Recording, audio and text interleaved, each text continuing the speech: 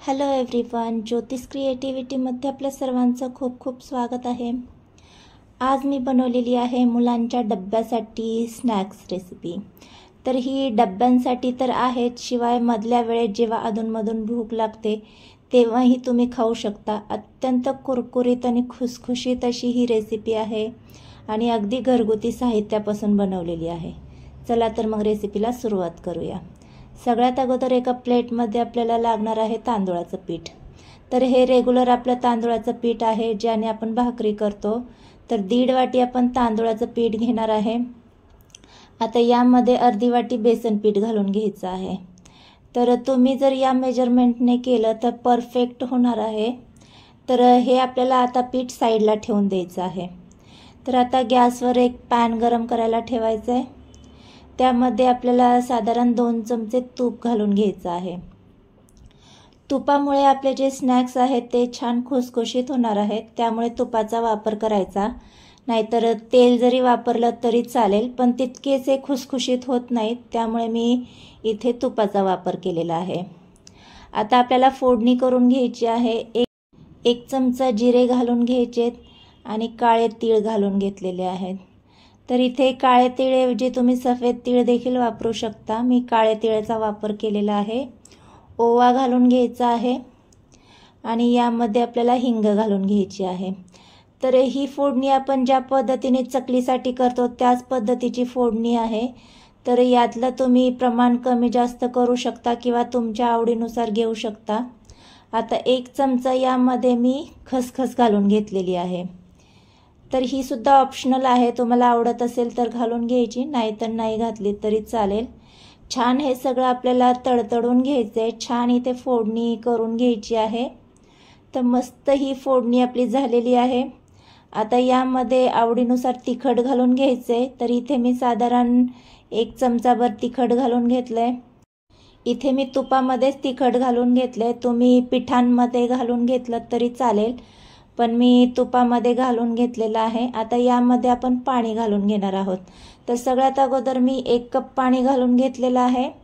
छान फोडणी मिक्स करायची आहे आणि चवीनुसार मीठ घालून घ्यायचे। तर तुम्ही कितपत पीठ वापरतात त्या अंदाजानुसार मीठ घालून घ्यायचे। तर इथे मी साधारण 1 चमचाभर मीठ घालून घेतलंय आणि आणखी यामध्ये मी अर्धा कप पाणी घालून घेणार आहे। तर आपल्याला टोटल 1.5 कप पाणी घालून घ्यायचं आहे। तर याला छान उकळी काढून घ्यायची। उकळी काढून झाल्याच्या नंतर आपण जे पीठ तयार केलं होतं ते छान मिक्स करायचंय आणि उकळत्या पाण्यामध्येच हे पीठ आपल्याला घालून घ्यायचं आहे। तर हे परफेक्ट मेजरमेंट आहे। या पद्धतीने जर तुम्ही स्नॅक्स बनवलं तर अगदी छान होणार आहे। तर हे छान आपल्याला पाण्यामध्ये मिक्स करून घ्यायचे, एकजीव करून घ्यायचे, म्हणजे याच्या गुठळ्या पूर्णपणे फोडून घ्यायच्यात आपल्याला।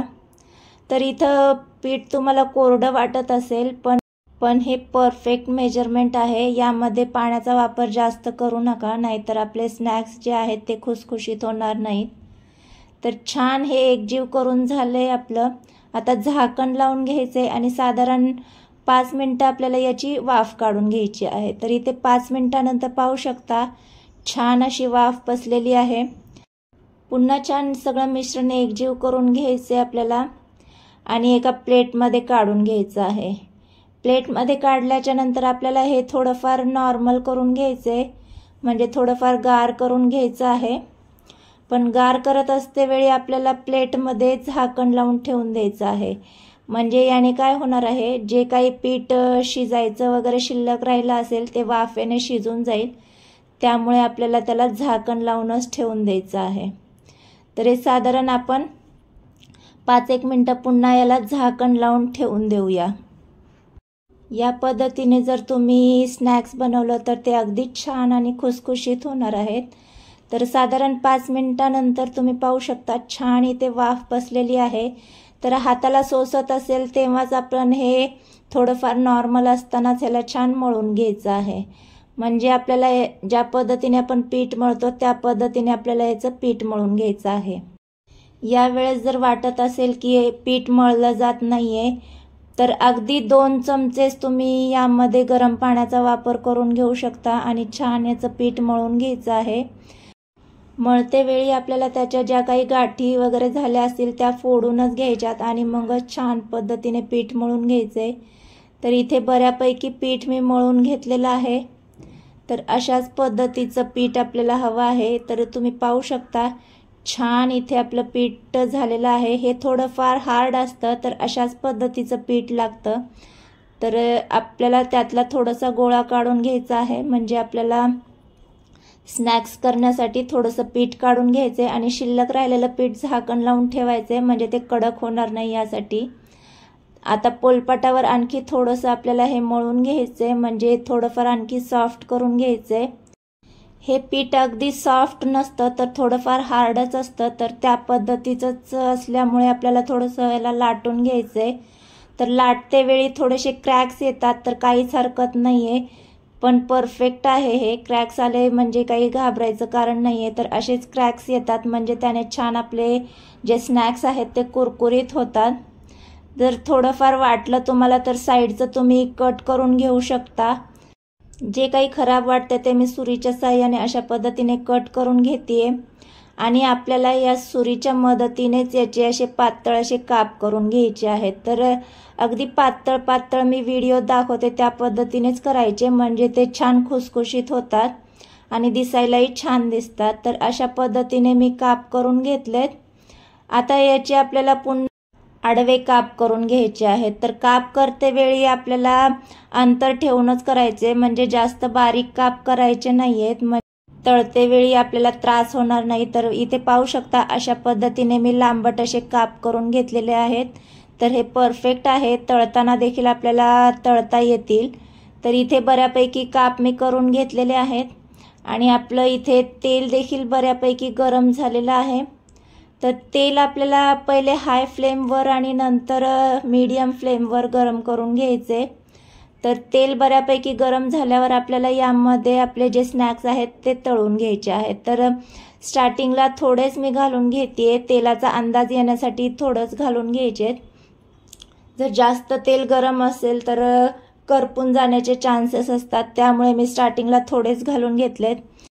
तेलामध्ये आपण जेव्हा एखादा पदार्थ टाकतो तर लगेच त्याला चमचा किंवा झारा लावायचा नाहीये, नाहीतर ते तुटण्याचे चान्सेस असतात। तर थोडेफार आपल्याला ते क्रिस्प झाल्याच्या नंतरच त्याला झारा किंवा चमचा लावून घ्यायचा आहे। तर इथे थोडेफार आपले तळून झालेत, तेव्हाच मी त्याला आलटून पलटून घेतेय। तर इथे पाहू शकता छान आपले स्नॅक्स तळतायत। तर इथे हे आपल्याला गोल्डन करायचे नाहीयेत, कारण आपण इथे तांदूळाचं पीठ वापरलेलं आहे। तांदूळाच्या पिठाने जो स्नॅक्स आहे तो गोल्डन होत नाही, त्यामुळे आपल्याला गोल्डन करायचे नाहीयेत। तर तुम्ही पाहिलं असेल तर तेलात टाकल्याबरोबर जास्त बुडबुडे आले होते तेलाचे आणि तळल्याच्या नंतर याचे बुडबुडे कमी होतात। तर ज्या पद्धतीने आपण चकली तळतो त्याच पद्धतीने इथे तळायचं आहे, म्हणजे चकली ज्याप्रमाणे तळून झाल्याच्या नंतर तिचे बुडबुडे कमी होतात त्याच पद्धतीने आपले तळायचे आहे। तर इथे पाहू शकता बुडबुडे बऱ्यापैकी कमी झालेले आहेत आणि आपले स्नॅक्स देखील खूपच छान कुरकुरीत झालेले आहेत। तर इथे आता मी काढून घेतेय।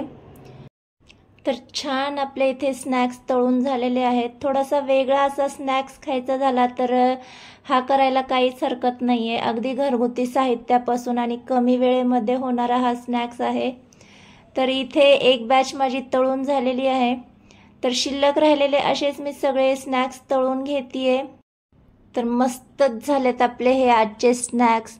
तर हे स्नॅक्स तुम्ही सॉस सोबतही खाऊ शकता किंवा असेही खाऊ शकता। मुलांच्या डब्यासाठी देण्यासाठी बेस्ट ऑप्शन आहे, अगदी घरगुती साहित्यामध्ये होणारा। तर सगळे स्नॅक्स मी असेच तळून घेतलेले आहेत। तर आजचे हे टेस्टी आणि घरगुती साहित्यापासून बनवलेले स्नॅक्सची रेसिपी तुम्हाला कशी वाटली? व्हिडिओ आवडला असेल तर व्हिडिओला लाईक आणि चॅनलला सबस्क्राईब करायला विसरू नका। आणि अशा छान छान साध्या सोप्या रेसिपीसाठी ज्योतिष क्रिएटिव्हिटी चॅनल पाहत रहा। बाय।